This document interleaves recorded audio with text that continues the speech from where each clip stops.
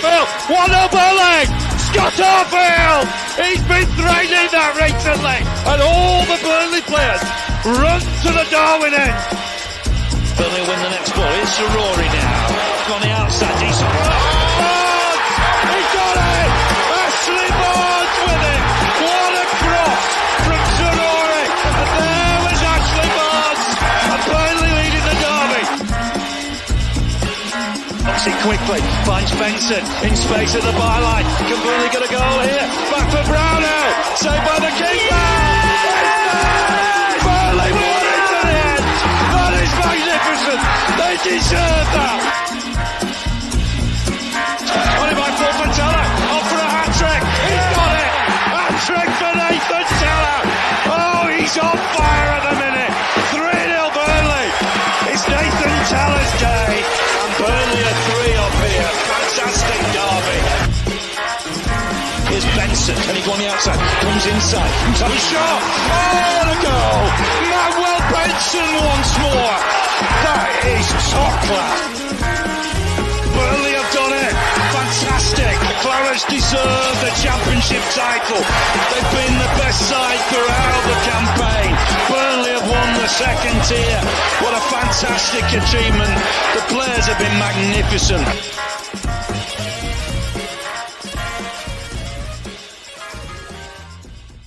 Yes, hello everyone and welcome along back to the channel, back to Turfcast, and I'm pleased to introduce a brand new series where we are hoping to get a lot of ex-Clarets on, a lot of ex-favourites over the coming weeks, the coming months, and we are starting with an absolute bang. We are going to start with many fans, should I say, of my generation especially, and even older, that one of their favourite ever players. I'm pleased to introduce Robbie Blake to Turfcast. How you doing, mate? Great to have you on the channel. Mate. Yeah, good to be on, mate. You all right?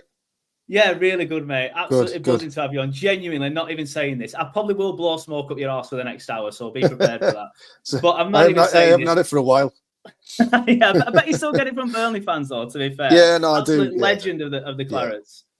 Yeah. No, do you know what? I went to the Liverpool game about a month ago, and obviously I was guest speaker, but guest appearance, and the reception I got was, it was very heartwarming, to be honest. So, to be honest, when you're out of the game for so long, you always feel like you're forgotten. But going back to turf, it was great memories, and it was great to be back. You're one of us. You said turf. You didn't say turf more. Going back to turf. Mate, yeah, one of us. Absolutely.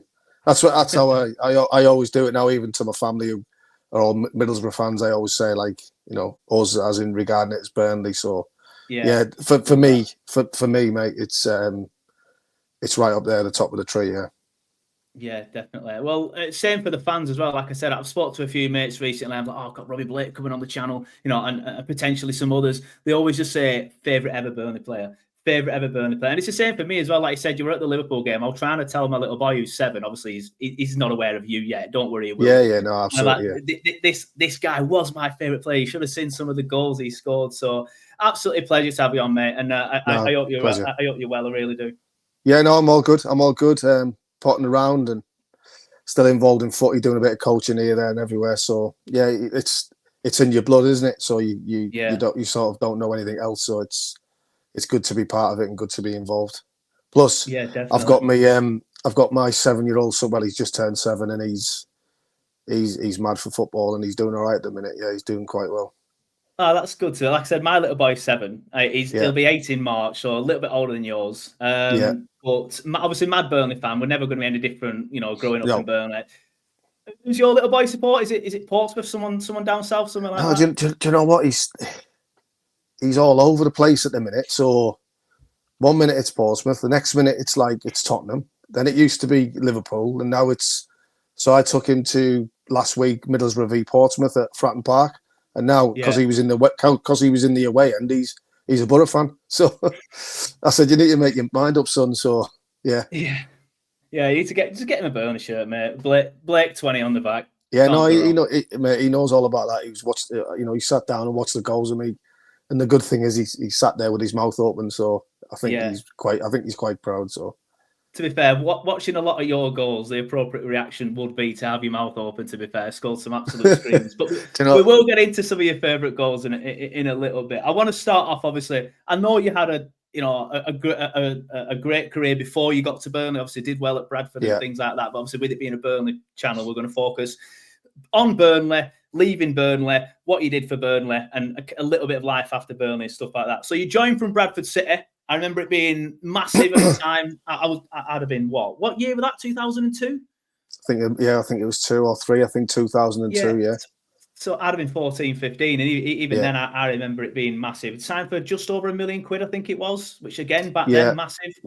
Yeah, I mean, from that angle, I mean, I was quite settled in Yorkshire. You know what I mean? So yeah, it sort of came out the blue. I think when Jeffrey Richmond went really ridiculously big in the second year of the Premier League, he started signing Collymore, Carboni, and all it's, you know, it just got out of hand. And I think it became a situation where when we went down, it was like, I need to sell off some of the assets. So yeah, I mean, around you know, 2000 and £1 million now would be quite a lot of money. So you know, he just said, you know, came in one morning, he's like, "You're going to Burnley?" I was like, "Right, okay." So it was one of them. And the hardest part was, I think I missed about 5 weeks leading up to the transfer, and I had a stomach problem, which the physio at Bradford was saying, "Oh, it's just like you know, you've strained a muscle in your stomach." Yeah. So like for 2 weeks it was fine, and I'd train and then I'd try and play, and I just couldn't move. And obviously, as you probably know, like my sort of play is twisting and turning and low sense of gravity, and I just couldn't move. So when the move came about, I did say to Stan, I said to him, like I said, "Listen, Gaffer, I'm not fully fit. I think I've got a muscle problem." So in the first probably between the first month and 2 months, I was struggling, and I kept on saying to him, I said, "You've bought me for all this money, and you sort of play me and then put me on the bench and then not playing, and brought me on and then took me off because I couldn't move." I said, just let me. And he went, "Right, you're going to have to go and see the specialist." Yeah. Went in to see the specialist, and within about 30 seconds, he just said to me, "Put both legs around the frame of the door." So I did it, and I literally nearly jumped and it hit the ceiling with pain. And he said, "Oh, he said you've got an hernia." So it was really strange because, I mean, obviously at the time we were sort of half got an opportunity to get in the playoffs, and like Sauce, who was the physio, was saying, "Listen, Gaffer, like just let him get it done. He probably missed 3 weeks, spit 2.5 weeks, 3 weeks rehab, and you'll have him back for like the last 10 games in the running." And Stan was like, "No." He said, "I need all the players I can. I need all the squad." And he was like, okay, because obviously Stan was Stan, you know what I mean? And the gaffer walked out the office, and I just said, it was out the physio room, and I just said to Sauce, I said, "Sauce, like, I can't move, mate." I said, "I'm going to be absolutely no good." And I said, "I guarantee you, within the next 2 or 3 weeks, when he tries to make me play a little bit and not play or be involved," I said, I'll just go, like, as in, like, it'll fully go." But that was the case. I was so like frustrated because I even remember saying, like, "God, these Burnley supporters must think I'm a load of shit," you know, because the first part of that first like move to Burnley was disastrous, because I genuinely, hand on my heart, I couldn't physically move. And I always remember, like, little Cliff Roberts, who used to be Stan's right hand man, but he was like the scout and all that. And they've obviously bought me for Burnley's money back then. It was obviously quite a lot of money, and he kept on saying we used to call him the Fox. He's going, "Fox, what have I signed here? What have I signed?"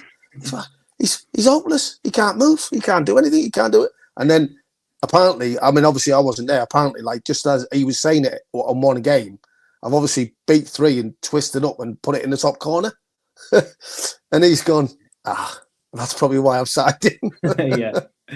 Yeah. So yeah, like, to go back, it was a disastrous start for me. Yeah, I mean, to be fair, I think if he was at any point saying, "What have I signed here?" I think you proved him and anybody else who might have thought that very, very wrong. But like I said, I was 14, 15 at the time. But I remember you having a slow start. I don't think any Burnley fans, well, and I know me and my dad weren't going, "This guy's shite, like, it's awful." Yeah. But I remember us thinking, like, he must be carrying injury. And I think it came out on BBC Lancashire as something that you had a stomach issue, and then obviously not long after that, did you have an operation? Did you manage to get through the operation? No, was that in the summer? it was like it was like, and for me, just going back to it, it was like it was horrendous because like all you want to do, because you know deep down what you can offer, but unfortunately, like genuinely, I mean, I'm speaking many years behind it now, but I just literally couldn't move, and we tried to speak to the gaffer. Listen, it's not me trying to blame the gaffer. It's me understanding that we were on that run-in. He was probably thinking, I've signed him for this sort of money. If he goes now and we have to give him an operation and he's out for this, well, the punters or the club would be going mad with me. Why have you signed a player who needs an operation? So it was a bit, and it was probably Stan thinking, I think he probably had one eye on, if we make the playoffs this year, it would have been a bonus. But I think he probably thought next year we can have a real go. But yeah, I mean, I was in straight after the last game of the season. I think when Gaza came on and hit the free kick thingy, I was missed out on the playoffs by 1 goal, didn't we? I know, mate. I know, yeah. And I wasn't even involved in the Coventry City game. And I remember I was stood in the dugout. I was stood in the tunnel, so I could see right at the bottom. And it was at the bottom end. And I was like just so chomping at the bit to do it, like because you're feeling like you know how much you can offer. And then mate, I'd probably say 3 days after the end of the season, I was in Manchester. Mr. McClellan, still remember his name. Dr. McClellan done me. I think it was probably about a 2-hour operation. I woke up and the nurse was looking at me. She was like, God, you've got a foul tongue on you. I thought, I don't know. I was knocked out, so I don't know what I was saying to her. And then the next day, she had me up and down the stairs right next. So my door was basically out of my room in the hospital. Yeah. There was like a flight of stairs. And she said, if you can walk up them flight of stairs, I'll let you go. So, yeah, basically walked up there. It took me about 10 minutes, but walked up, walked back down. And then she said, right, off you go. And then it took me about 2 or 3 weeks rehabilitation. And then I was like straight into running and straight into pre-season. So in my own luckiness, it sort of played into my start of my pre-season. But it was, a very frustrating start. Yeah, I can imagine it were frustrating. Did Stan and the club, were they not aware of the issue that you had then with your stomach? Was that not something that they looked into? So, I mean, obviously, as everyone does, Sauce probably would have got the reports off the physio at Bradford. And he's probably, to be fair to Sauce, he's probably coming up saying stomach strain. And the worst part of that was when I had it, I think Sauce wanted just me to keep off because he used to say to me, when the lads have gone training, we'll go and get a bacon and egg butty.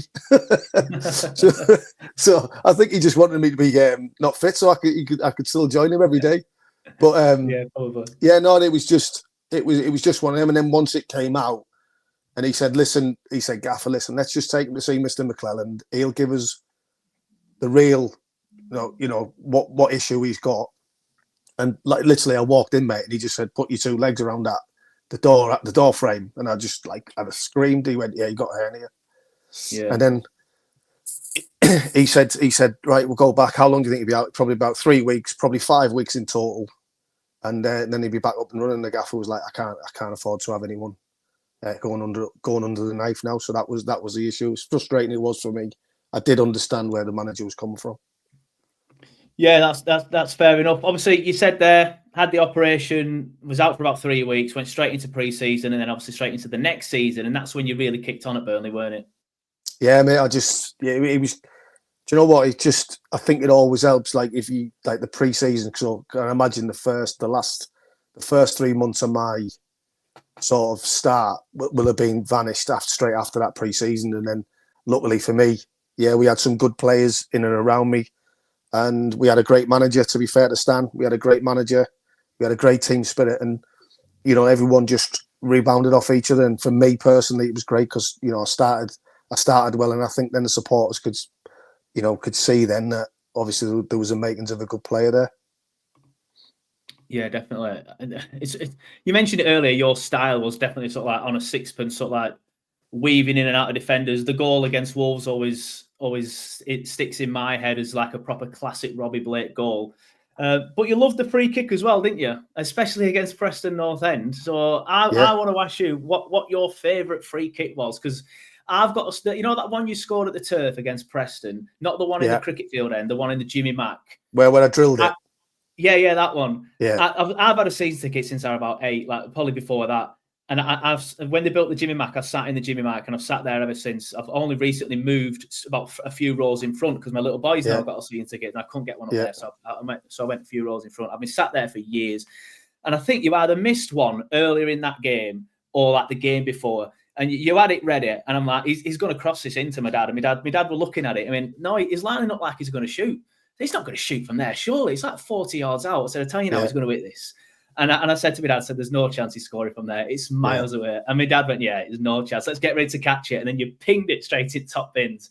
And me and my dad were just looking at it like, what a goal that was. So that's probably my favourite Blake goal. I know most people will go for the Man United one, but I think for me, it's that one. But what's your favourite free kick? Do you know, like, I think you've got a case there, to be honest, because obviously, because it's that far out, normally, if I mean, it might be a little bit different now with the modern day balls they've got. But I remember like them balls where, because it obviously wasn't. It was them balls. If they got a little bit of rain, and they just became so heavy. And I mean that because normally at that distance, it's normally on the run, isn't it? So the ball's being bounced out from a defender, and then you're coming on and meeting it. But from a dead ball situation, to probably generate that much pace from that far out, and then to literally beat the goalkeeper from there as well. Obviously, it had to, like, I'm not saying anything. It had to be like sort of a special connection. But I don't know. Do you know what? Like 3 weeks ago, when I was down there watching the Liverpool game, like I had so many people come up to me and say that their favourite one was the Tottenham one in the League Cup semi-final. Yeah, I can imagine that. Because they're saying which obviously I was. I'm not saying it big-headedly. I was kidding the goalkeeper, because I'm sort of like looking at Clarkey and him as I'm going to whip it in back stick. Do you know what I mean? And then I've just seen him take a step, mate, and I've just So I mean, but what I would say on that one is the conditions were horrendous, and I did actually have the wind with me on that one. And then the other one probably, excuse me, the other one probably sticks out for me, which probably is my favourite, was Preston away in off the post. Yeah, that's a great free kick to be fair. Do you know the reason? You know the reason why? Because I had a massive spat with Coyle that day, because he left me out. He brought me on. Remember, I think he brought me on after about 10 minutes of the second half, and obviously I was fuming. Like, I was fuming with him. But I did sort of understand lately, like, because I was one of them players that if I weren't scoring or weren't assisting, I could be almost classed as a luxury player. I get that. You know what I mean? So. Yeah. And because we'd lost a few, or we'd been under a little bit of cosh for like 5 or 6 games, I think we hadn't picked up that many points. But I remember Chappie, and I think it was Richard Chaplow was playing for Preston at the time. And I remember him like in the wall, and I remember him turning around to them like saying, he's all right, like, let him hit it from there. Do you know what I mean? Yeah. And then obviously just the connection, like, I mean, the keeper didn't even move, did he? No. So just watched it go in. Yeah, from me on that one, I just thought, like, the pace, like the power on it, just like, and obviously it looks a little bit better going in off the post on it. But I'd say I'd probably say I probably agree with you, and I also think the Preston one away from home. So Preston at home and Preston away from home, they're probably my top 2, I'd say. Why do you think you were so good at free kicks? Is it just something you just practice? You know what? I didn't practice. I didn't practice them. No. I promise you. And no matter if players come on, when I say didn't practice them, I'm on about, like, if you religiously do 15, 20 minutes after, and you just after training you're doing it. But if Chris Eagles, for example, or Wade Elliott was doing a few, I'd take 1, 2, 3, and then I'd just talk myself in. I'd rather just do a little bit of finishing, you know what I mean? But I genuinely, hand on my heart, I didn't practice them. That's mad to consider that you were so good at them as well. And the best thing about that Preston away free kick, and I can't remember what the other ones who they're against. I'm pretty certain it Randy Lonergan in the net, and he hated Burnley. I always remember that time. I don't think you were playing for us then, but the time we beat them 4-3. And he just lost his rag. He was like that to fans at ends. So. Yeah, do you know what? Was Arthur Naheri playing then? Arthur Naheri, was he? Remember. No, is No, that the 3-2? no, we got beat, That's the didn't we? 3-2 at Deepdale, that one. I think we got beat that game, didn't we? Did we? I think that might be the 3-2 at Deepdale, the no Yeah, it hair might have one where been. he scored. Yeah, that's Yeah, the 3-2. yeah, We beat them 3-2. that's it. Yeah, sorry, yeah, but no, like, yeah. I mean, I seen Lonners on a flight out to Vegas, and he blanked me then. He blanked me then. He's still fuming, mate. That's why. Yeah, He's still so absolutely he didn't want to go into it. It was just the start of his holiday, I think. Yeah, I bet that's infuriating, though, isn't it? I bet as a keeper, you see someone He that's used to. stuck on it, top bins, He actually getting another used to play. say to me all the time, like, so Ben Foster used to be good mates with Clark Carlisle, and like every function, all that, like, he used to be there, and he used to say to me, "You always scored against me." And even when I left Burnley to go to Bolton, I scored a free kick against him against Birmingham. Yeah. So yeah, he wasn't best pleased with me either. Speaking of free kicks and people that weren't best pleased with you, there was obviously a free kick you scored against Burnley for Leeds at Ellen Road. I think I think Leeds won that game 2-1. I weren't best pleased with you that day, Robbie. I'll be honest. Mate, listen, but a great free kick, to be fair. Yeah, well, I was buzzing because it was against Beastie. Yeah, because we used to have always like rivalries in training and all that. But Beastie was a great.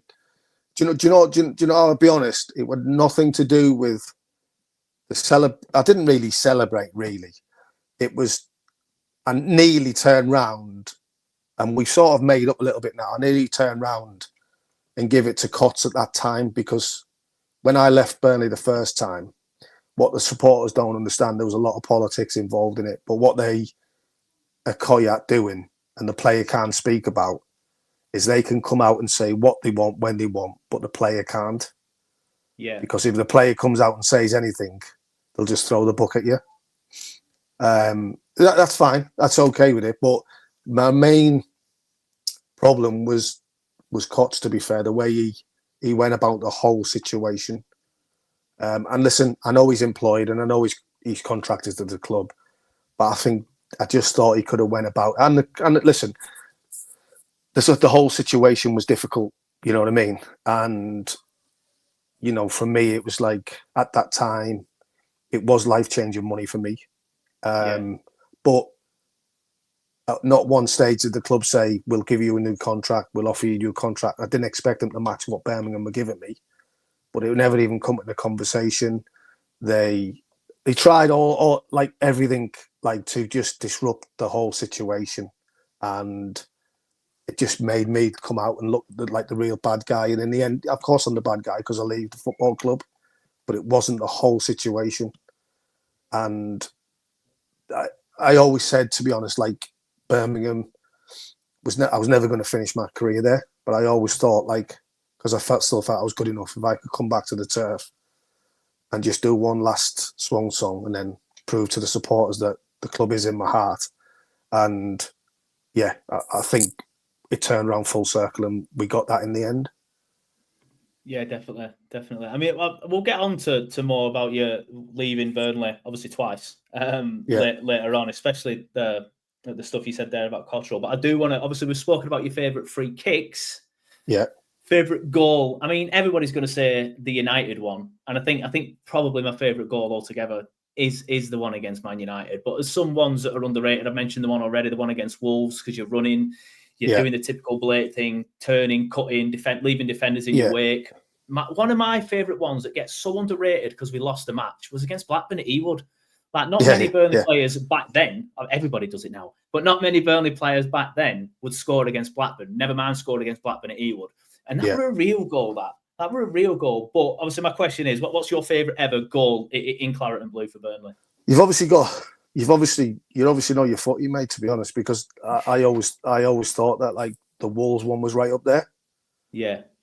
Just the way I manufactured the situation, do you know what I mean? And you know, the defenders weren't no mugs, as to say, you know, it was Lescott, I think. So, you know, to be fair to Lescott, he wasn't a bad defender. So I think the Wolves one is right up there. There's also one that, just from a purely personal point of view of knowing what I did, and it's quite hard. And I can't remember. It might have been, it was either Norwich City or it might have been Charlton Athletic. I think it was Wadey. Wadey's took the ball down, and I'm sort of almost back stick a little bit, but I can see that the cut-off point to the back stick is blocked. So I check out, and then I come out sort of like just roughly just about 2 or 3 yards outside the penalty box. And Wade, he sort of plays across, but he sort of tries to pick me out, which he picks me out great. And I sort of, which I'd like to think, I know what I'm saying is, I've fitted like the inside of my foot volley and not sort of flicked it and bent it. And as I've done it, it's bent it and it's spinning away from the goalkeeper. It went in the top corner, coming away for like in the top corner sort of side netting. And I think from a personal, I just thought that was like, for me, that was like an unbelievable goal for me because I trusted my technique and it was, and I was like, from my point of view, I thought like it was, if for instance, if Bergkamp had done it, everyone was saying it's goal of the season. Yeah. You know what I mean? But the Man United one is my favourite one because it's so memorable. And I think once you leave football and you retire, no one can take them memories from me, from having them with a club, like the first Premier League goal against the champions, beating them 1-0. I mean, it's just like, you just can't write it. You know what I mean? I mean, you look at the team that they had and that was like, even like I get all the plaudits for this game. Like Beastie deserves more plaudits from me because I give a penalty away against Evra after about 5 minutes before, like after I've scored. I remember it being you, it was me. And then obviously I think it was it Carrick who took the penner? I think it was Carrick, wasn't it? It was. I was going to say Starr, but that was for Everton a week later. So you're right, it's Carrick. Yeah, it was Carrick, mate. Yeah, and then obviously Beastie saved it, and Beastie had an unbelievable game that game because, like everything, when you're playing United, you're going to come with so much pressure. Certainly having to try and keep hold of that 1-0 win, you know what I mean? So although I get all the plaudits, and it is my favourite goal for the club because of the history that comes with it. But like you say, from listen, I trust myself to have more ability than a lot of players that I've played with throughout my career. But realistically, if that ball drops to me down at Padiham, I might hit one like that out of 15. And it so happened it was on that night, you know what I mean? So, but like you say, that the Wolves was a little bit more of a thinking goal. How can I set somebody up? How can I, chop him and know what I'm going to do? So, but I'd say Burnley, the Man United one is my favourite because of the history that goes with it. But I think from a technical aspect, it would be either the volley or the Wolves goal. Yeah, it's an iconic goal in Burnley history. Iconic commentary as well. Like the Burnley's first goal unbelievable, in the Premier League is something very, very special. Phil Bird, take your hat off. It was class. It was, and do you know what, mate? As sad as it is, every now and then, every little bit, I have to just stick it on just to remind myself, like, you know what I mean? Them memories. It's. I do the same, and I'm not necessarily always that goal, but like big games down the years. Obviously, I've never even played for the club. I've just sat there and watched you all do it. So that's not. And by the way, it's not a selfish. It's not a selfish one because I still put the playoff final on with Wadey's goal as well. Yeah. Do you know what I mean? So it's not just purely from a selfish point of view for me, but just them moments and them memories and they'll I mean, just like to have like a population of probably 75,000 people and to have like 45,000 supporters there. And don't get me wrong, yes, Burnley certainly now is probably like a worldwide supported club now, not as big as the other ones, but I always felt that around that time when we were there, if it was a Burnley supporter, you'd have to say 30 to 40,000 of them supporters were from that area. Yeah, and it was just incredible, and just for us to give you that moment, like, it's great for us, but just to see all the joy on your faces, it was just like, incredible day. Yeah, until my son was born, and he's not in earshot, so I can probably say it. I mean, in fact, no. Until my son was born, it was the best day of my life. I was 21 that day. Not on the day, sorry. I was 21. Easily the best day of my life. Easily. And you know what? I was going to ask you about this. I always remember, I think some of you, I don't know if you were one of them. I know Michael Duff was definitely one of them. Like, went into the changing rooms at full time, come back out, and you all brought loads of camcorders out and just filmed it. Especially, I remember Michael Duff running the full length of the fans. Yeah, I remember Duffo doing that actually, but I didn't. I was wondering if that footage is out there. I would love to see some of that behind the scenes stuff. From that day. He'll probably have gathered that up 100%. Of course, he would have. Yeah, I need to get onto Michael Duff and see if I can see that somewhere. But yeah, Wembley. Let's talk about that then. Obviously, I know you said there it was superb. I've always wondered, right? I always do this. I digress. But I remember when Wadey scored. You got me calling him Wadey now. When Wade Elliott scored, obviously great goal. But then he runs and he starts pegging it, and then he just stops. And you shouted him. I think this is what you shouted him, just because I've watched that goal a million times. What you doing? Come on. What were you? Were you trying to get him over to the fans to celebrate with us? Absolutely. Absolutely. Get us all in there. That they're iconic moments. Yeah.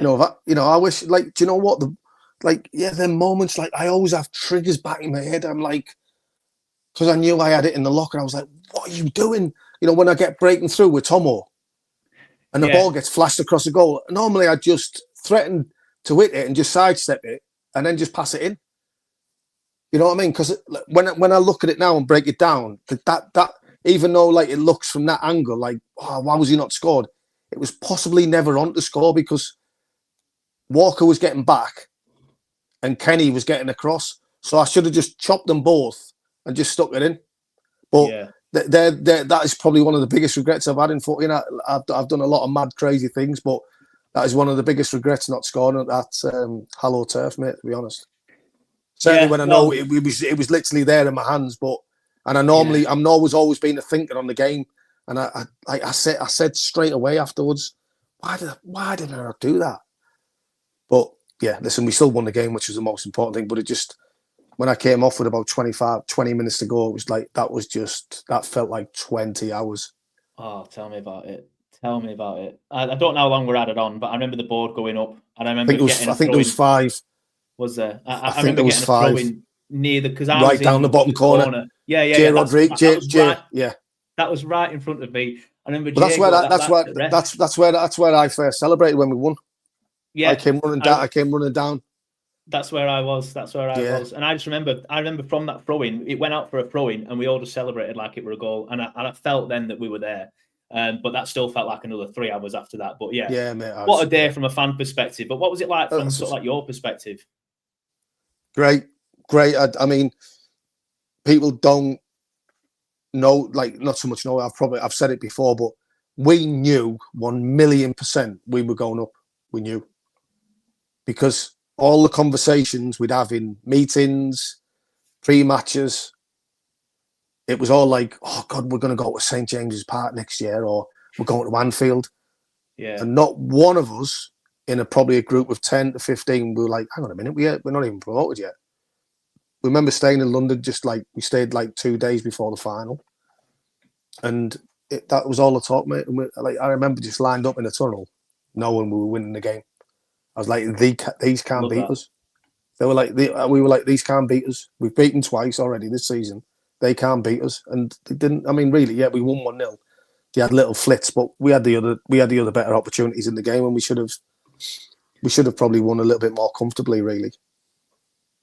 Yeah, I don't remember any other clear-cut chances. I think you've obviously mentioned that one. I always remember that Christian Calvinez penalty shout on. Was it on Walker? Was it on Kyle Walker? It's not a penalty. I've looked at it loads of times. I've never really looked at it. I've seen it on highlights, but I think it's one of them where in 2009 it's probably not, but these days it might be. These days when a leaf branch falls on the pitch, mate. Tell me about it. I'm sick of it already. It's an absolute joke, isn't it? But I just watched like Gascoigne on Talk Sport. You know what I mean? And he was talking, and I mean, what a play! I mean, you thought, I think I was good, but I mean, that guy was just off the charts. But he's saying like everything's like pass back, pass sideways, He's like, I don't watch football now because I don't see anyone getting the ball and dribbling at people and taking people on. He said it's all 0-0 with 5 minutes to go, and they're passing back to the goalkeeper, and the goalkeeper sitting on the ball. And he said it's just not how I see the football played. So I can sort of relate to him, even though it's in my blood and a passion, and I look out for all the teams, especially Burnley, for how well they're doing and stuff. But I don't really enjoy watching the footy. I've got to be honest now. Yeah. I mean, I went to, and I get it. Like I went to our game against Liverpool, and I'm sat there, and I was bored. Do you know what I mean? I'm watching the game, and I'm thinking, not so much with us because our picture was clear. You know, if we can get anything from the game, our season's not going to be judged on this game. But even like Liverpool, you know, like they were so poor in the game, the game, and I was just like, you know, just expect a little bit more. Because I think one thing, like even like I speak for like Glenn Little, you know, we just felt we wanted to go at people, we wanted to make mistakes, but trying to get bums off seats. Do you know what I mean? That's what it's all about. Yeah, it's funny you say that because I feel the same. Like I don't know if it's because I'm older and I have a little boy now, but I kind of went off it a little bit. But I'm kind of finding the joy in it again through him. Last season, that's it. Yeah, 100%. Stuff because he wanted to. Whereas the season before, probably not so much. But back in the day, like I'd watch if a football game were on TV, I was watching it. Like I probably won't even watch Liverpool United on Sunday now. I'll probably go out and do something.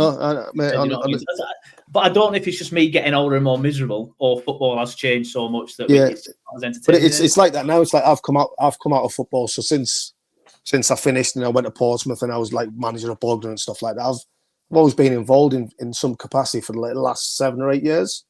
Yeah. But now, like obviously, I was at Weymouth with Warren Feeney until he got the sack, and then like I've been out of it now for a couple of months, and like I'm sort of like I wasn't enjoying that moment because of the travelling and this and things weren't going particularly well, you know, even though like Fino's a really good manager and just sometimes it don't click, but I wasn't, it was tough and a struggle. Do you know what I mean? And now you get yourself picked back up again because like your son's now playing on a Saturday, he's training on a Wednesday, and you sort of, your weekends are now consumed by him playing footy. So and it's sort of, when you watch him, you see him that young and that innocent and haven't got a clue what's about to start or what's going to happen. You know what I mean? And it's it's good. Yeah, definitely. Like I said, I've found myself doing that, just living it through him again. Anyway, back to sort of like your time at Burnley. Obviously signed by Stan. Now, obviously, I think you know a character. I think is an understatement. Everybody loves Stan. Everybody's got a Stan story. What's your favourite Stan story, or sort of like the best Stan story that you have from? Mate, do you know what? I've got so many. Like genuinely, I imagine I want to get you on one day where we just sit down and talk about Stan. Yeah, no, I'll happily do that. He was just like a fantastic manager, fantastic person. But boy, was he was crackers. Do you know what I mean? We remember playing Fulham away, and like Fulham around like the Fulham area, it's like one-way system, and the coach driver takes her on like turning, so that means like we end up going through Knightsbridge or somewhere anyway. So we're like running late now. You know what I mean? So like Daz Bealby, who was the kit man, he was like, Daz, pull over.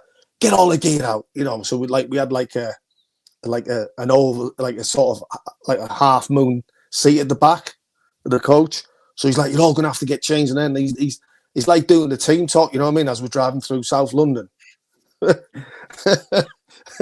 we're just about to get off the coach, and he looks at the driver, and can I swear on it? No.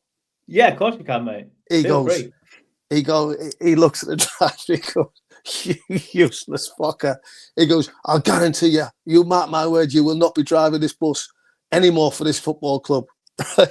So anyway, we get battered in the game and win 1-0. And he comes in like elated. He gets onto the bus and he goes to the driver, same again next week, drive, you lose yourself in Bristol City, we've got a chance. And Glenn Little goes like, Gaffer, I thought you said you were. Oh, shut up, you big nose fucker. But yeah, mate, honestly, like just story after story. Do you know what I mean? It just like we were in Portugal, and Stan used to hire like a car. Yeah. And Mick Doherty was obviously like the first team coach and all that. And Mick apparently was looking after the keys. And we were like, we just finished like a training session, good training session. And then we'd had a game of golf and the gaffer was like, oh, there was like a 19th hole pub in like Villamora sort of marina. And it was like, oh, meeting there and all that. And then anyway, like whoever, someone must have lost the keys. So he's like, Doc, where's the keys? He's like, boss, I give you them back. I haven't got them. I give you them back, mate. You haven't given me them back. Where's the fucking keys? And then he's going round. And then someone says to Glenn, I think the gaffer's lost his keys. He's got the keys. I know where the keys are. And he goes, Gaffer, like right down the bottom of the table. He goes, Gaffer, do you know what? You looking for the keys? He went, yeah, your family went, yeah, just off the north coast of Florida. And he picked a drink up and poured it straight down the side of the table. Like, he was just, like, and then there's like so many other stories, but I'll save them for the next time we're on, mate. But it's, like he was just, but like also like with it, just an incredible guy and an incredible manager. And like, I know like Dice done a brilliant job and Koch did it a good job, you know what I mean? But, and Coyle obviously, and now obviously, Vincent had a couple of good years and Scott's come in and doing a good job. But I do truly believe at that stage, like Stan had a lot of like say in where the club is now. I know like it might be 25 years down the line, but he did sort of bring a lot of structure, a lot of discipline. And he did bring like a lot of the heart back to that club. Do you know what I mean? Yeah, definitely. And he honestly, mate, he lived and breathed it. He's still around the area now. And he was an incredible manager. Yeah, definitely. And you are right. We will save some stories for next time, but there are some that I want to ask about. And obviously, we've been able to do this thanks to Paul. Obviously, Paul Weller, who has a W18 car. Obviously, the banner's at the bottom there. So big shout out to Paul. I messaged him last night and I said to him, right, anything that I need to get out of Robbie, any stories that I need to get out of Robbie. He's told me one about divers boots. Stan used to say you always used to wear divers boots. What's all that about? Yeah, he had that in his head. You know what I mean about me? Like, I don't know. I think he just used to use me and Glenn as like not scapegoats, but used to comfort us all the time. Do you know what I mean? Yeah. And I remember we were playing Gillingham at home in the FA Cup's third round. I think it was. I think Essen Tyler might have been the manager there. I'm not too sure, but obviously, as a player, you don't understand like sort of the consequences of what like a fourth round cup draw could be to the club. You know, you draw Man United at Old Trafford, it's £500,000, you know, and it was so huge. And like I remember coming in, the gaffer was like really like on edge, so anyway, the game goes on, and we're not playing well. Like I got to be honest, we're not playing well, but we're 2-0 up at half time. I've scored and I can't remember. I set someone up anyway. It might have been Gaz Taylor or someone, but we're 2-0 at half time, and he comes in at half time. And I used to like in the old dressing room, which it obviously isn't now. When it used to be, there used to be and then there used to be a fridge, and then there used to be a chair by the side of the fridge, and that was my peg. So like when the gaffer was doing his team talk, he was out scanning the whole place, but he couldn't see me because like I was like over sort of his left hand shoulder, and I can see him pacing up and down. Do you know what I mean? Fucking like. You go and he starts going off on one of that fucking, you're not doing this, you're not doing that, you're not getting tight, you're not doing this, and all this. And I've gone, fucking hell, Gaffer, calm down, we're 2-0 up. I said, we haven't played well, we're 2-0 up, mate. And he's just gone, you what? And then like sort of turned like Torval and Dean, and like coming towards me. But as he's coming towards me, we used to have like a teapot like on the actual fridge. And as he sort of cupped towards me, but like pulled out, obviously not to hit me. But he's wiped the teapot out, and as he's wiped the full teapot, which was scalding hot, Mick Doherty, bless him, was coming out of the toilet, and he got absolutely plastered. Do you know what I mean with it all? And he's going, he's going off on one. Anyway, like thingy, it dies down a little bit. Right, go out there. This is what I want you to do. Anyway, we play even worse in the second half, but we end up winning. We end up winning 2-1. We end up winning like they scored to like sort of like squeaky bum time. And he comes in afterwards and he goes, brilliant, lads. That's what I want. What a response. We've just been battered. We played better first half than we have second half, but the pressure was on. That's what I'm trying to get, the pressure. Yeah. And he's like that at half time. You fucking scored one and set one up. You're going around with fucking divers boots on. You can't fucking move. He's like, are you paying ground rent out there? But yeah, he used to always come to me like the divers. But I think in many ways it was a bit of respect of like, when you're going to pull a rabbit out of that for me, do you know what I mean? Yeah. But why do you think he went for you and Glenn more than anybody else? I think we were easy targets, and we took it. Yeah. And the good thing about me and Glenn was we formed that partnership. You know, you had like Wells and Cookie and Borley and people like that behind us, just doing the basics, working hard. Like Wells, to be fair to him, could get forward and nick a goal. He's a good player, Wells, but we were more of the flamboyant, creative players. And I think Stan always knew that. To be fair, he knew we were mavericks, really. And it was like, how can I get the best out of him? To be fair, invariably, he did get the best out of us. But yeah, that was it. Like, he was like, fucking... And do you know what? And that game, because I remember like the third round's normally like, it's around just after January, innit? Yeah. Sometime and I was on 20 goals for us. I was on 20 goals. I was on about 15 or 16 league, and the rest were cup. And he looks at me and goes, fucking 20 goals, and walks out. I was like, yeah, fucking 20 goals for us. That's a lot. Fucking, yeah, I love that. Fucking 20 goals. You think you're fucking this and thinking that. And the next minute, he fucking... And then we had, so like that I'll just go on quickly, a story about him. Now, in that pre-season, Stan used to always so the World Cup was on. So we're down at Paddy and Gawthorpe. And he's like, so he's got a meeting. We're having a meeting there, and he's like, he said, right, lads. He said, I've just watched that fucking World Cup. He said, 9/10 of the law, if you keep that ball, they can't get the fucking ball off you. He said, and what we're going to do now, we're going to go down and we're going to start today, the first day of keeping that fucking ball. So that's what we're going to do. We're going to go down and do some shape. He said, so anyway, do your factory run. So we had to do the factory run out, Paddy him all the way down around the back. He used to bring you out the back. He used to bring you out the back of Gawthorpe at the bottom. Yeah, yeah.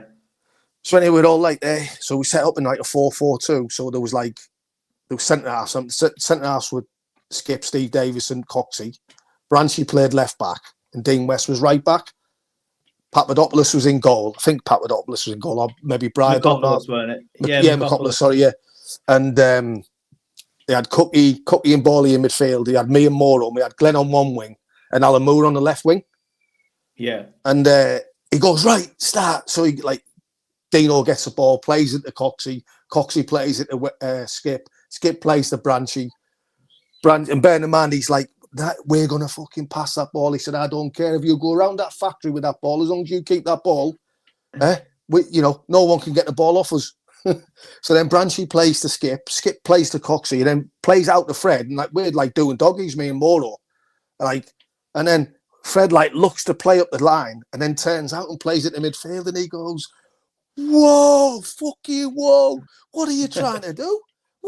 He said, put the fucking ball in behind and let him chase it. I said, Gaff, I thought we were keeping the ball. Nah, you've kept it for 3 and then it's gone long. I said, so that goes out. I said, the meeting before the game and before the start of the session is gone out the window then. He's like, get on with it, Blakey. But that's what he was like, you know what I mean? He was just he's incredible, man. Yeah, love that. Another one that Paul's asked me to mention. Apparently, you phoned in ill one day, but Stan wasn't having it. So the rumor is between the lads that he went to your house to check to see where you were, but apparently you hid from him. No, so basically, I had an apartment in Harrogate at the time, and to be honest, I went out on the Wednesday. Yeah. It was only supposed to be for a bit of lunch. Went out on the Wednesday. Obviously, had too much to drink. Woke up on the Thursday morning. I thought, I can't go in. There's no way I can go in. I'm stinking. I can't even drive, let alone go training. So I've rang Sauce. I was like, Sauce, yeah. I don't feel too good. I've got a bad chest and all that. Yeah, no problem. I'll tell the gaff and then let us know later on in the day how you are. was like, yeah, cheers, sauce, mate. So I'm laid in bed, curtains closed, and the intercom goes. So I get up out of bed, look at the intercom, and it's Stan like that. And I'm going, oh no. And he's ramming the bell, do you know what I mean, for about a good couple of minutes. But I was on like the second floor. So it was like it was only like a 3-story apartment block, but I was on the middle floor. So obviously I couldn't hear him, but I can hear him outside. He's going, I know that little fat fucker's in there, sauce, like that. And he's going, you stay around the front. So anyway, like 5 minutes in, the buzzer goes, nothing. Then like I can hear like movement outside my window. So I'm thinking, so I could hear like obviously the drain pipe. So that he's got sauce climbing up the drain pipe. And he's going, I know, mate, honestly, and he's going, I know he's in there. I'm fucking telling you now, that fat little fucker's in there. That's all I could hear. And he's going, boss, the curtains are closed. I can't see anything. So he's like, come down anyway. They drove off, mate. Come in on the Thursday. Oh my God. He was like, ill, were you? I was like, yeah. I said, yeah, I feel a little bit better after there, but I don't feel great. Like, yeah, you don't feel great, mate. He had me doing all sorts of running, mate. Yeah. I mean, rightly so. Like, I would never have complained, but yeah, he had him climbing up the drain pipe and everything. Man, I know that fat little fucker's in there. But that's mad, isn't it? Oh, mate, I mean, just to go to them lengths, like miss training. Yeah. To miss training on a Thursday, like, just to make sure, like, I'm there. But, I mean... And Harrogate's hardly a short drive, is it? And he's got all the way over there. It's about an hour. Back. It's about an hour, yeah, exactly. By the time. But imagine Scott Parker doing that now, for example. That's what I'm saying, mate. Like, mate, you have no chance. No chance, yeah. No chance. It's mad though, isn't it? There's a lot of, like you said, Paul's even sent me some more. I've got a friend asking me to say some more, but we will be here all day, so we'll have to nip the Stan stories in the bud. But I'd be delighted to get you on again. The plan is to get like a studio, and next time you're up, I'll get you in the studio. But obviously there are some other things I want to chat about. We mentioned Stan. You mentioned Coyle as well. Obviously, I want to go into the fact that obviously leaving Burnley, you said there was quite a lot of politics. Is there anything you want to sort of like elaborate? No, on it was just like I was so made out to be the bad person. Do you know what I mean? Yeah. And deep down, I know, like I can be honest, many years on, I would say, yeah, do you know what? Like I orchestrated, I instigated it. Listen, I had conversations with Steve to say, listen, it's life-changing money. You da. But in the end, I know he needed that money as well. Do you know what I mean? And it wasn't a case of, he's trying to go. He don't want to play for this football club no more. That wasn't the case. That was not the case. It just became into a situation where it got ugly and got personal. That's what, do you know what I mean? It was, yeah. And it was really interesting actually, because when I came back the second year, even though I'm just jumping a little bit on a Cott story, like when Coyle came in, I was like driving home. Like Coyle was like, to be fair to Cott, I will say this: Cott's brought the majority of Coyle's players in. Yeah. But Coyle got the best out of us where Cott didn't. Cott was a brilliant tactical manager, and he was a good manager. There's no two ways about it. But Coyle was more of a motivator and more of like a man manager. Yeah. He'd get the best out of you as a player. Do you know what I mean? You were lining up against Rooney and him, thinking you were better than him. I couldn't believe like how he used to do it, but he did do it, and he did it on a regular basis. It wasn't a one-off with him, and I just put out, because obviously as a player, like one of the senior better players, that people were asking me, what's it like? And I was like, no, I said it's not. I said he's obviously a different style of manager. He's brought more energy. He's brought more fun to it, And Potts has got really funny with me, and he started. He private rang me and he was like, I've seen what you've been saying in the press. I was like, what? He slagging me off. I said, I haven't slagged you off. I said, I got asked about Owen Coyle, and I said, I've not said he's a better manager than you. He's come in, he's done this, he's done that. I said, I've just got asked about what he's implemented since he's been in. But Cott was like that, you know what I mean? So, yeah. But But it's he was in the end, like I say, we've made it up now. He's good as gold now. There's no animosity towards it, and he's I seen him like through the COVID where he got COVID quite bad. Obviously, I remember that, I obviously messaged on that. So if anyone's got any bad blood towards someone, then you wouldn't be messaging someone if they've been really ill. So yeah, no, he's fine. And like I say, I haven't got a bad word to say about Steve in terms of his management style. His management. He was a very good technician, very good tactically aware of the situation, and he did get some good results. But I just think when Coyle came in, he played a little bit more front foot, off the cuff. But to be fair, when you break it all down, we had some really good players. Yeah, we did. You mentioned Coyle there as well. Obviously, you mentioned he's more of a man manager. I'd probably agree with that. What were it like playing under him then? Obviously, you gave a bit he was unbelievable. Yeah. So like, I knew Alan Thompson, the Newcastle, Celtic, and Leeds player. Yeah. And I rang him and I said, "Oh, what's Coyle like?" Because obviously he played with him at Bolton. And he said, "Oh yeah," he said, Coyle went to me the first day. We were having like a little rondo. Coyle goes to me, "Yeah, I've spoken to Tomo about you." He said, "Tomo just told me to give you the ball, let you play with freedom, and you cause havoc and win games." And I rang Tomo on the way home. I was like, "Cheers, Tomo." He's like, "What do you mean?" I was like, speaking to Coyle and saying that I'm good. And he was like, "I haven't spoken to Coyle for about 10 years." so basically, he was just getting into my head to get me on side. Do you know what I mean? Which you can't knock it. So, and he did have me on side. It was incredible, like 2-3 years what we had with him. It wasn't even that, was it? I don't think in the end. But no, yeah, it was 18 months, wasn't it? Yeah, it was an incredible time. We just knew we were going to every game, whether it was Premier League, we were going in there, and we were going to win. I know we wouldn't have, but he had us believing, and we would have stayed up comfortably if he'd have stayed. That was going to be my next question. Do you think easy. We'd have stayed. Yeah, I mean, when Lawsy came in, it was like, I think we survived till about the fourth game at the end of the season, and how we survived with the points we got and the way we played. I mean, it was beyond me. I mean, we'd have stayed up with I reckon about 8 games to go with Coyle. I really do truly believe. I think we'd have beat all the teams in and around us. We'd have beat them all at home and stuff like that, and took points away from home. Yeah, I do remember that. Obviously, when Brian Laws came in, it being quite turgid, for want of a better word. But what were it like? Honestly, like he walked in, and we were upstairs having breakfast, and him and Russ Wilcox walked in, and we were playing Man United, and they came in on the Thursday, and we were playing Man United. That was first game, weren't it? I remember. Yeah. And we were training on a pitch at turf, and we were playing at 12v13 because he had me and Chris Eagles playing wide left because he didn't know he was going to play. I mean, no wonder we had an overload. But we were doing a circle, and Russ Wilcox goes to me, "So Blakey," he said, "What's the Premier League like?" And he said, "Because I've only watched League 1, League 2, and League 1." And I was like, "Oh my God!"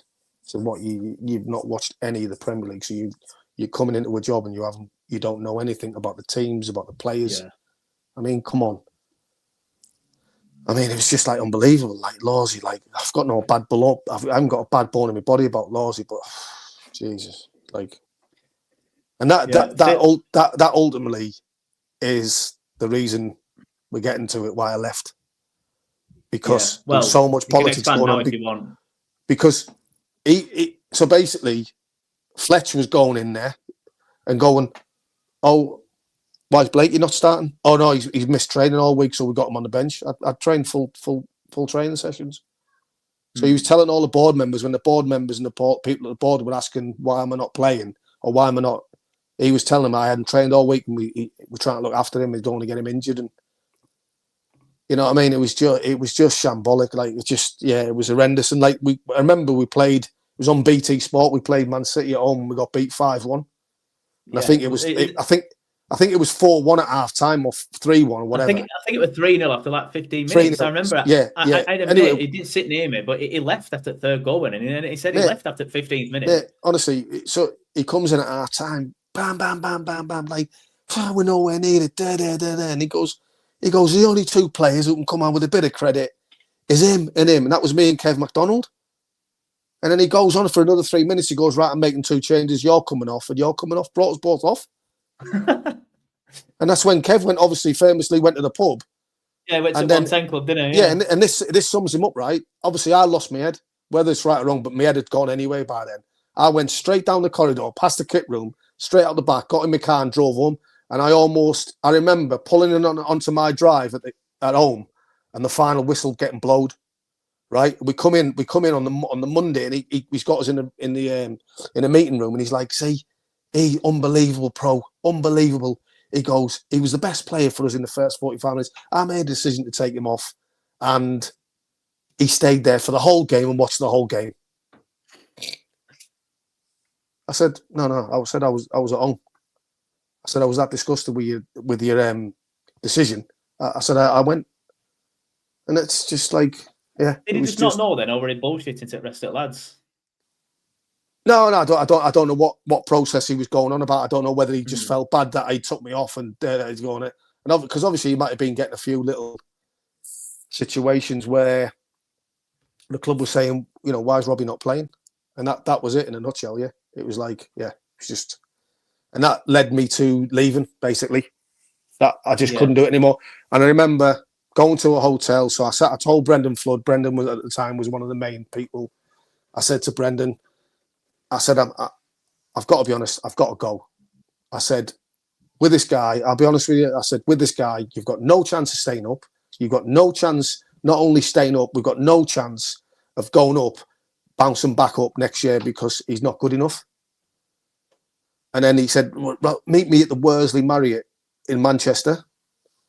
So I met him there, and he was like, well, what can I do to keep you to stay? And I said, I was basically saying, like, get rid of him. Yeah. You know what I mean? Now, I'm not saying that was trying to be a power struggle. I was trying to say I didn't want to leave.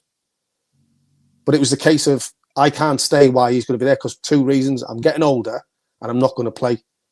Now, I might as well go to Bolton because there's potentially where I might play, given my track record with Coyle. And also, I'm away from Brian. Do you know what I mean? Yeah. And like I say, it wasn't nothing personal. It was just that moment in my time of my career where I didn't have a lot long left. And yeah, I said to Brendan, I said, I don't want to leave. And he said, well, listen, we see Brian being the force going forward. And whether you prove to be right or wrong remains to be seen. And then obviously I'd seen him about a year later and he was like, yeah, you were right. You know, we did have to make that change. But, you know, it's not me being funny towards Brian. He'd probably just out of his depth at that time with the team. And he'd probably come in a difficult situation. To be fair, he did probably come in when you look at it in a difficult time because Coyle was such a big figure and what Coyle did and how he had us playing.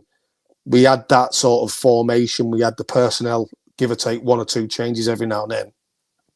But we had that togetherness. And the only reason why we had the end was because of the togetherness of the players. That's why we not so much nearly stayed up, but why we should have been gone well before then, really, because of how bad we played in them games. Do you know what I mean? Yeah.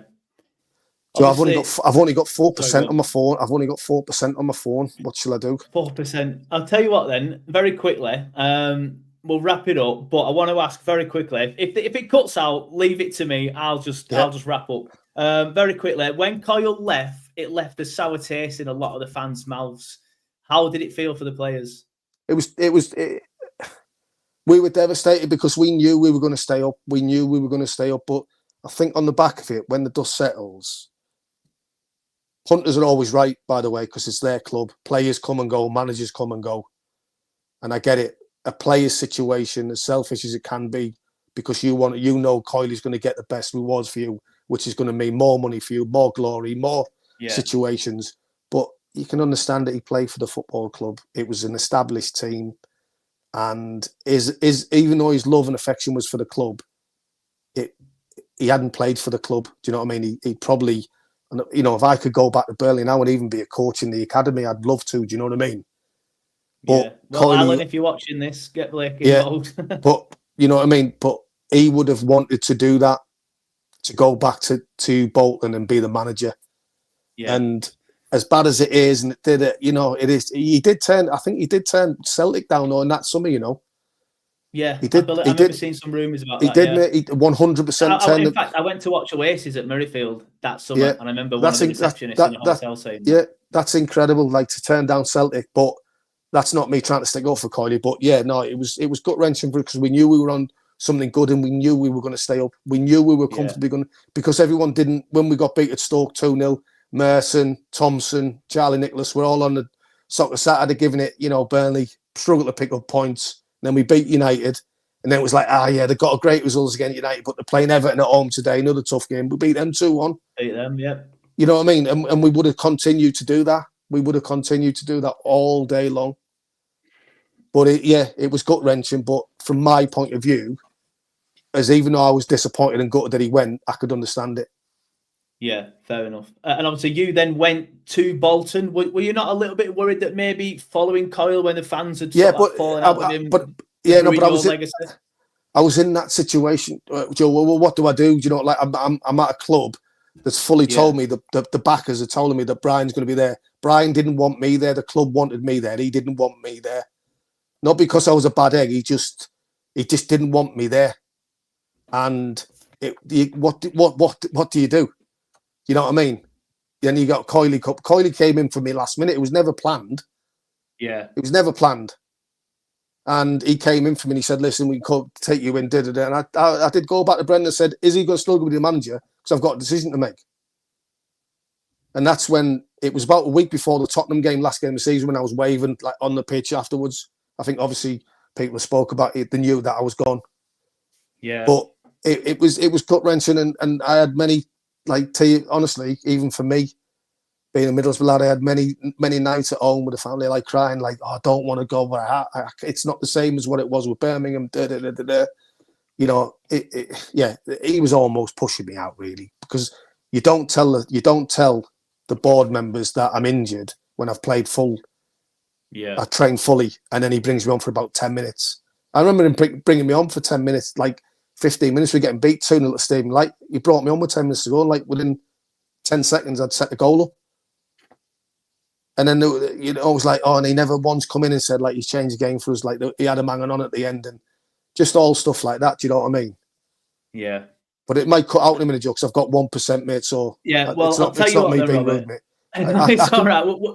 We'll wrap it up there. I'll talk to you on WhatsApp later about and give me a shout the next time you're up in Burnley. And obviously, hopefully by then I will do, mate. Yeah, I've got your number now as well, mate. And anything you need going forward, chats or anything like that, mate, I'm more than happy to do, mate. Yeah. And if you want to cut it off now and then get the next bit on when I've got. But I'm sorry about the laptop coming up, mate. But I'm saying if you want to store that and then we can go again and finish it off properly. Yeah, I've got no issues with that, mate. Whenever's good for you. I'll tell you what then. We'll say bye now then, and then I'll do an introduction. But Robbie, thank you for coming on Turfcast. It's been a pleasure. Really enjoyed it, and hopefully we'll speak to you again soon. Yeah, no, 100%. And top man, mate. Robbie. Take it easy, See you later, mate. Bye, mate. Bye. So yeah, absolute pleasure there to get Robbie on. Wanted to get Robbie on for, years. I started this in 2018? 2018 I started Turfcast. Absolute pleasure. Obviously we've had people like Ian Wright on, David Jones, Andy Cook, Matt Lawton. But Robbie's always been one of them guys. It's alongside players like Andy Pate and Glenn Little. It's a shame it had to end the way it did there. But it's great to hear him say that he's more than happy to come on again if he needs to. The next time he's up doing something with the club, he'll give me a message, and hopefully the plan is to have a studio at some point. I've been saying this for years, the one I know, to be fair. But the plan is to get a studio at some point. But yeah, big shout out to W18 Car Sales. Big shout out to Paul Weller for sorting it out for us. If you want to get your quality used cars, you know where it is. It's in Coyle. Is it Vivery Way where that roundabout is? Just head there. The number's at the bottom of your screen now, and so is the website. Obviously, that banner's been there throughout the entire thing. But yeah, absolute pleasure to get Robbie on. I did want to ask him some more things, by the way.